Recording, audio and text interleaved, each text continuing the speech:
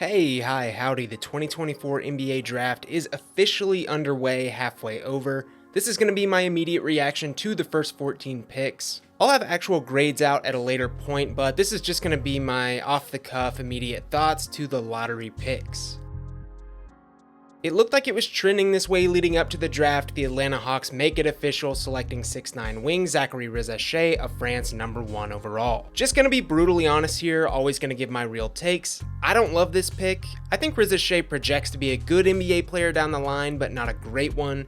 Yes, a lengthy projectable 3-and-D player works great alongside Trae Young, but there's a 6-year age gap between these two players. There's no guarantee Rizachet will be able to make a positive impact from the get-go. They are somewhat playing with house money here in that they jumped 9 spots to number 1 in the first place, but I would have taken a swing on Sarr personally. Even Klingon makes a little bit more sense to me at this spot. I don't think it's going to blow up in their faces, but I also don't think it's a home run pick. Speaking of home run picks, at number 2, Washington lucks into Alex Sarr, a phenomenal selection in my opinion. A versatile 7-footer who's going to be a day 1 difference maker on defense with lots of potential improvement to be made on the offensive end with the jumper. Washington now has their center of the future alongside French wing Bilal Coulibaly. Go Wizards. They've done a phenomenal job kicking off their rebuild in the last 2 drafts. I'm not sure that they have their stars just yet, but they've got 2 players who are absolutely going to be long-term positives, likely NBA starters, and could both develop into more in DC as they move into better drafts in 2025 and 2026.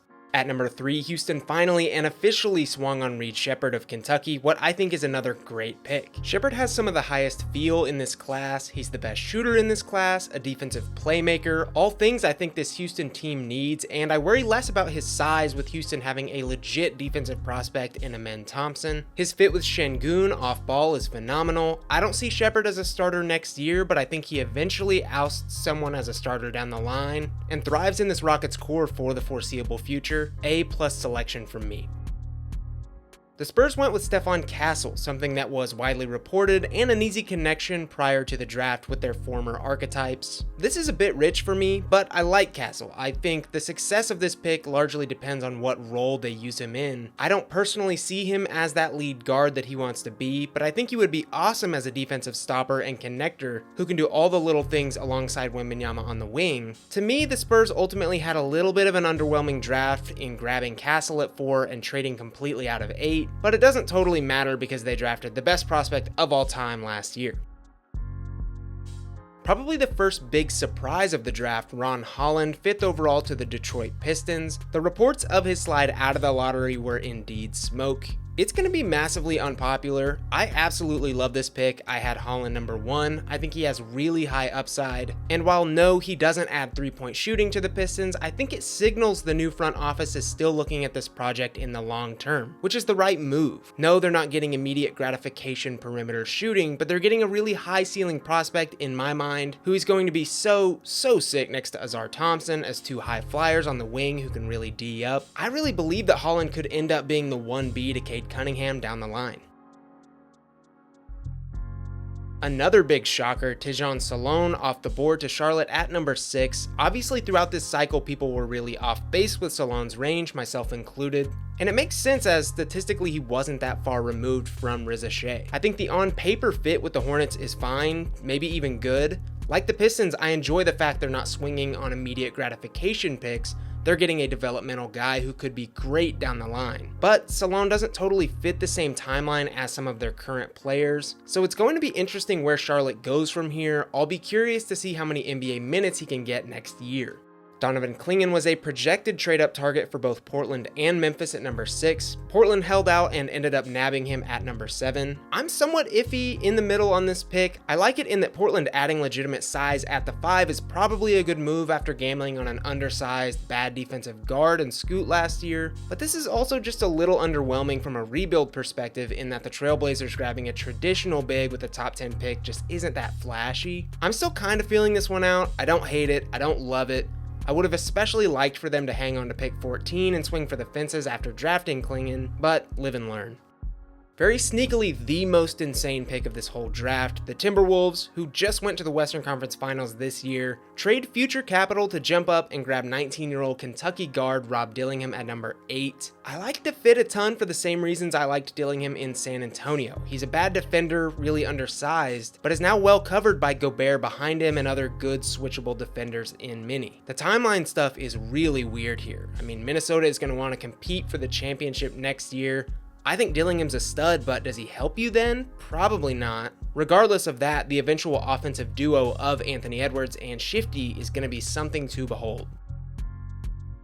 After missing out on Klingon at number 6, Memphis somewhat reached here on Purdue Colossus Zach Edey, but I don't mind this pick if Memphis is actually planning on leaning into him as early as year 1. He's 7'4", his size alone could give teams real issues alongside Jaren Jackson Jr. The team's superstar in John Morant has been proven to work alongside traditional bigs, a la Steven Adams. I really understand the gamble here. I like Edey more than most, and I'm stoked he landed with a team that's actually set to give him minutes and is going to play him out the gate.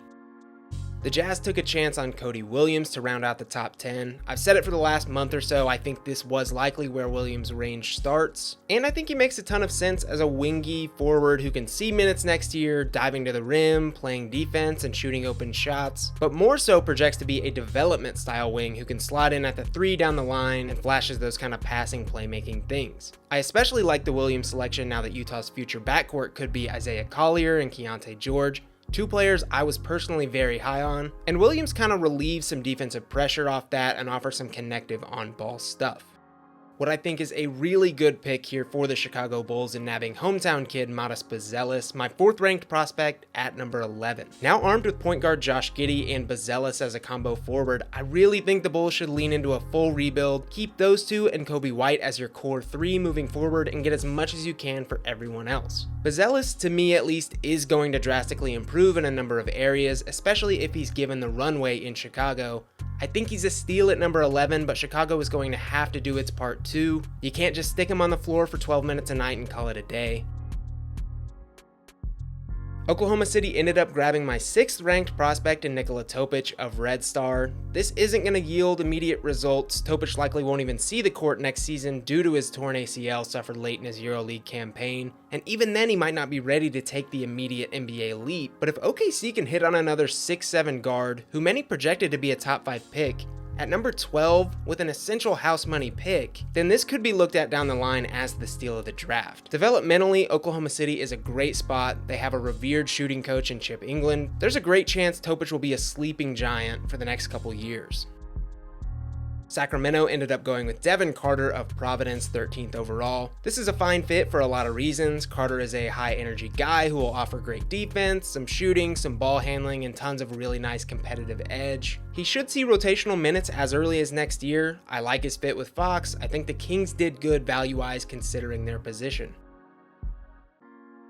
The reports of Carlton Bub Carrington being a potential lottery pick were true. The Wizards nabbed the 14th overall pick and subsequently take him. I admittedly wasn't a massive fan of Bub pre-draft, and honestly most of that was due to him having a pretty weird skill set and me not really seeing the vision for how he'd develop in the NBA. It's egg on my face though, because he landed in about the best spot possible for him in Washington, who has endless time to develop him into a jumbo mid-range scorer who can set up Sarr, Koulibaly, and Keyshawn George. Really like this pick and swing for the Wizards.